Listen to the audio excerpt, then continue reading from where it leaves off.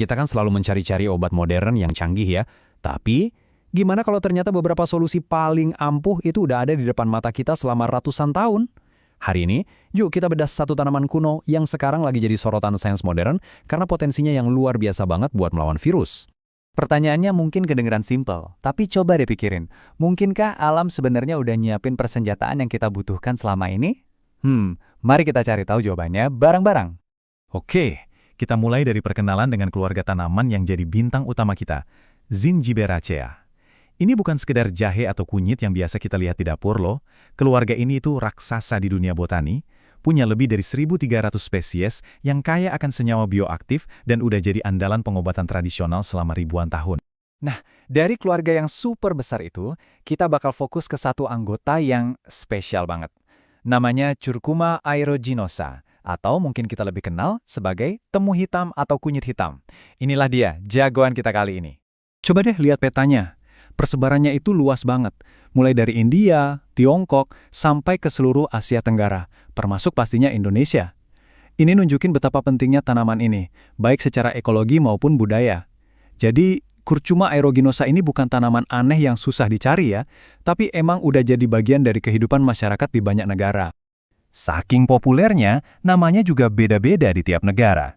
Kalau di Malaysia, disebutnya temu hitam. Di India, namanya kari manjal. Di Vietnam, ngeti tendong.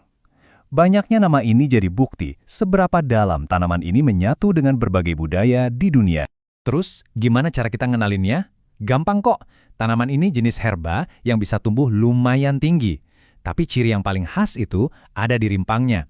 Pas kita potong, tengahnya itu ada warna biru kehijauan yang unik banget. Daunnya juga punya ciri khas, ada bercak ungunya. Dan secara tradisional, wah, kegunaannya banyak banget dari buat obat luka sampai meredakan asma.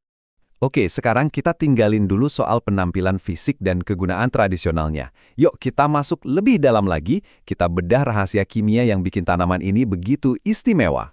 Kunci dari semua ini itu ada di senyawa bioaktif. Istilah ini mungkin kedengarannya agak ilmiah ya, tapi gampangnya gini, ini adalah zat-zat kimia alami di dalam tumbuhan yang bisa ngasih efek ke tubuh kita.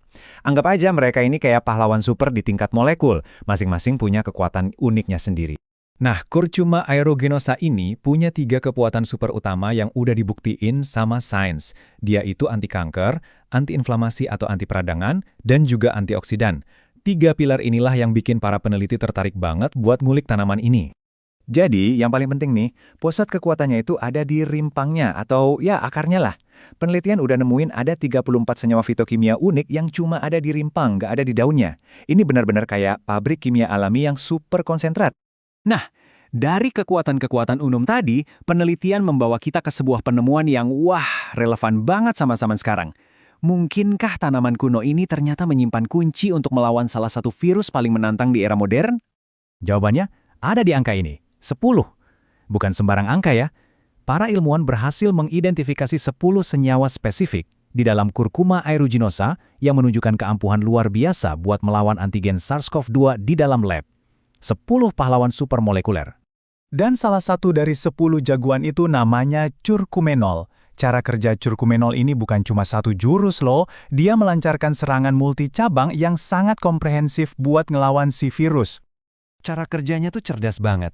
Pertama, dia ngeblokir jalan masuk virus ke sel kita. Kalaupun virusnya berhasil nyelonong masuk, curcumenol ini bakal ganggu proses virus buat gandain diri. Dia juga melumpuhkan enzim-enzim penting yang dibutuhin virus. Dan yang lebih keren lagi, dia bantu nenangin badai sitokin. Itu loh, waktu sistem imun kita panik berlebihan sambil ngelindungin sel paru-paru dari kerusakan. Ini strategi pertahanan yang lengkap banget. Tapi tentu aja ya, apa yang kelihatan hebat di lab itu nggak selalu berarti perjalanannya mulus buat jadi obat yang bisa kita beli di apotek. Harapannya besar, tapi rintangannya juga nggak main-main. Nah, ini dia nih dilema utamanya. Di satu sisi, kita punya senyawa yang super kuat, tapi di sisi lain, tubuh kita ternyata susah buat nyerapnya secara efektif. Istilah kerennya, bioavailabilitasnya rendah. Bayangin aja, kita punya kunci super canggih, tapi susah banget masukinnya ke lubang kunci. Kan percuma ya? Jadi pertanyaannya, gimana caranya biar senyawa ini bisa sampai ke targetnya di dalam tubuh? Untungnya, para ilmuwan nggak nyerah gitu aja. Mereka lagi ngembangin berbagai solusi inovatif. Misalnya, mereka bikin partikelnya jadi super kecil, ukuran nano, biar lebih gampang diserap. Atau, mereka gabungin dengan piperin, senyawa dari lada hitam, yang udah terbukti bisa ningkatin penyerapan secara drastis. Keren kan? Ada kabar baiknya nih. Curkumin, salah satu komponen utama di keluarga tanaman ini, itu punya rekam jejak keamanan yang oke banget. Bahkan, Badan Pengawas Obat dan Makanan AS atau FDA udah menetapkannya sebagai zat yang umumnya dianggap aman. Ini sinyal yang positif banget untuk potensi penggunaannya sebagai obat.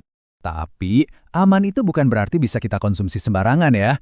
Sama seperti zat kuat lainnya, penting banget buat kita paham profil keamanannya secara lengkap. Kita harus tetap pintar dan waspada sama potensi efek samping dan interaksinya.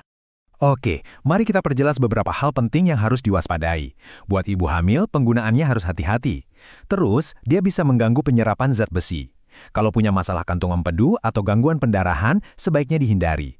Dan ini penting banget, karena bisa mempengaruhi pembekuan darah, pemakaiannya harus dihentikan setidaknya 2 minggu sebelum jadwal operasi. Kisah Curcuma aeruginosa ini kan keren banget ya, dari resep nenek moyang sampai jadi kandidat antivirus modern. Ini bikin kita mikir lebih jauh lagi. Kalau satu tanaman aja bisa nyimpan potensi sehebat ini, coba bayangin berapa banyak lagi solusi alami lain yang sebenarnya ada di sekitar kita yang cuma nunggu buat ditemukan kembali oleh kacamata sains.